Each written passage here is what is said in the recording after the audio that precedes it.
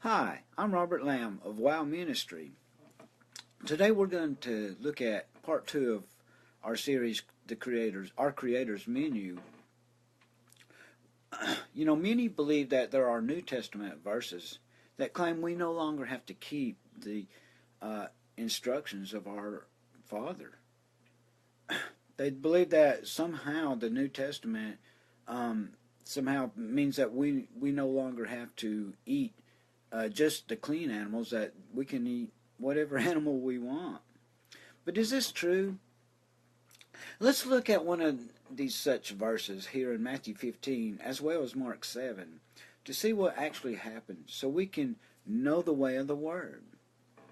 We will be using the Restored Name KJV in Matthew 15, 1 through 20, and then Mark 17 through 23. So let's get started. Matthew 15, verse 1. Then came to Yeshua the scribes and Pharisees, which were of Jerusalem, saying, Why do thy disciples transgress the tradition of the elders? For they wash not their hands when they eat bread. Notice they did not refer to Torah, but to their own traditions. Verse 3, But he answered and said unto them, Why do you also transgress the commandment of Elohim by your tradition? For Elohim commanded, saying, Honor thy father and mother, and he that curseth father or mother, let him die the death. But you say, Whosoever shall say to his father or his mother, It is a gift, by whatsoever thou mightest be profited by me, and honoureth not his father or his mother, he shall be free. Thus ye have made the commandment of Yahweh of none effect by your tradition. Yeshua took them to the Father's Word, known as Torah, which is falsely translated as law. In fact, it means instructions. There is nothing wrong with traditions in themselves. Certainly washing your hands is a good idea. Traditions are wrong when they, number one, nullify or contradict our Father's instructions, or number two, come from pagan practices. Yeshua gives us here an example of them not keeping a particular instruction from our Father Yahweh by replacing it with their own instruction. Verse 7, Ye hypocrites, well did Isaiah prophesy of you, saying, This people draweth nigh unto me with their mouth, and honoureth me with their lips, but their heart is far from me. But in vain they do worship me, teaching for doctrines the commandments of men.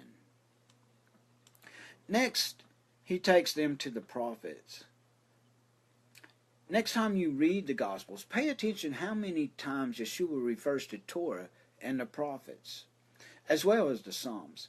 Never does he say he came to change anything in Torah, and in fact commands us not to think this in Matthew 5, 17 through 20. Please go read this when you have time. Okay, verse 10. And he called the multitude and said unto them, Hear and understand. Yeshua calls the whole multitude and tells them to understand what he is about to tell them. This means we should pay close attention. Verse 11. Not that which goeth into the mouth defileth the man, but that which cometh out of the mouth, this defiles the man. Here is the verse that is used to say that Yeshua made all animals clean for food. But we must look at the context. We just read where he took the scribes and Pharisees to both Torah and the prophets, rightly accusing them of not keeping Torah, the clear instructions of our Father. So do we really believe that he would turn right around and do the very same thing? Of course not. That would be a great sin. Our Father said in Deuteronomy 12:32, What things soever I command you, observe to do it. Thou shalt not add thereunto or diminish from it. That means don't add to my word and don't take away from our word. So let's don't do that. Matthew 15 and 12. Then came his disciples and said unto him, Knowest thou that the Pharisees were offended after they heard this saying? But he answered and said, Every plant which my heavenly Father hath not planted shall be rooted up. Let them alone. They be blind leaders of the blind. And if the blind lead the blind, both shall fall in the ditch.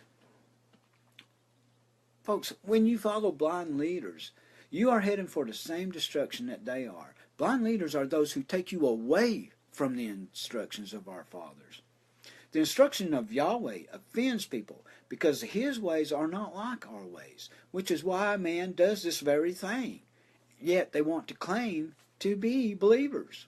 The writer of Hebrews says in Hebrews 4:12, "For the word of Yahweh is quick and powerful and sharper than any two-edged sword, piercing even the dividing asunder of soul and spirit and of the joints and marrow, and is a discerner of the thoughts and intents of the heart." Matthew 15:15. Then answered Kepha, who is Peter, and said unto him, Declare unto us this parable. And Yeshua said, Are ye also yet without understanding? Do you not yet understand that whatsoever entereth in at the mouth goeth into the belly and is cast out into the draught? But those things which proceed out of the mouth come forth from the heart, and defile the man.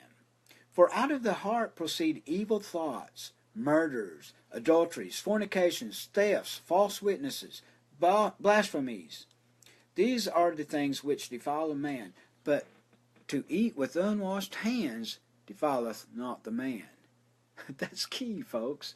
Notice, the things that he refers to here in verse 19 all contradict our Father's instructions or Torah. These are things that Torah tells us, don't do these things.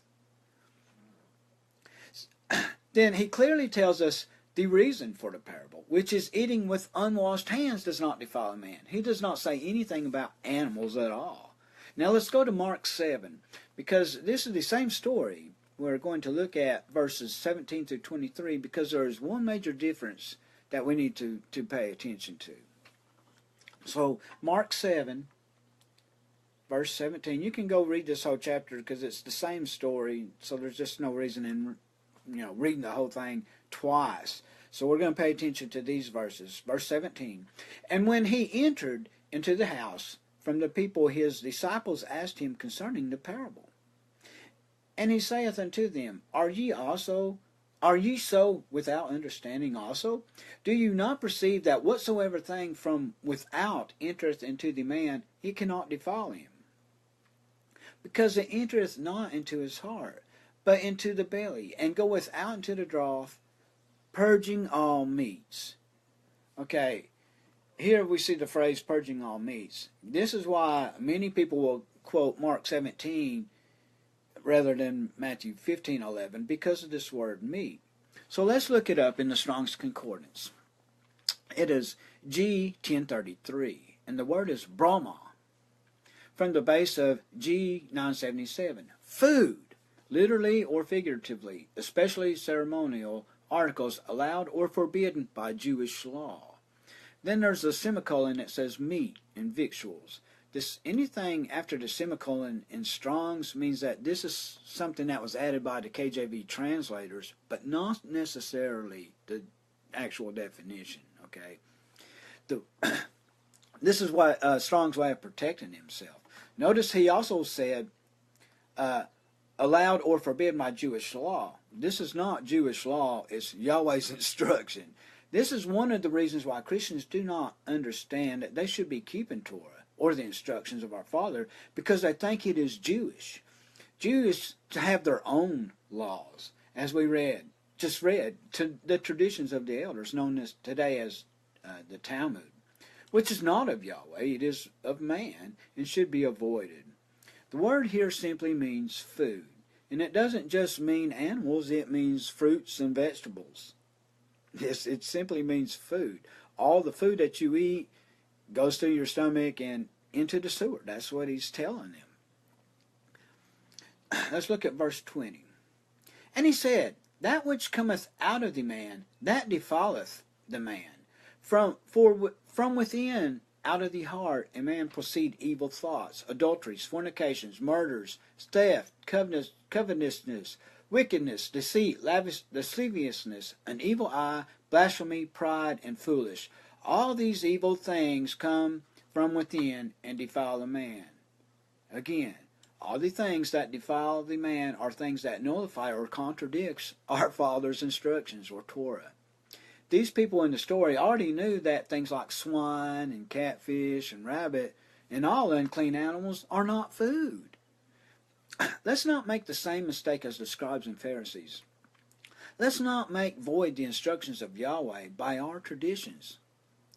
Let it not be said of us, Ye hypocrites, well did Isaiah prophesy of you, saying, This people draweth nigh unto me with their mouth, and honoureth me with their lips, but their heart is far from me. But in vain they do worship me, teaching for doctrines the commandments of men. Vain means empty. To him this is meaningless worship. Let's don't give meaningless worship to Yahweh. He expects us to follow His instructions. That's how we show Him that we love Him.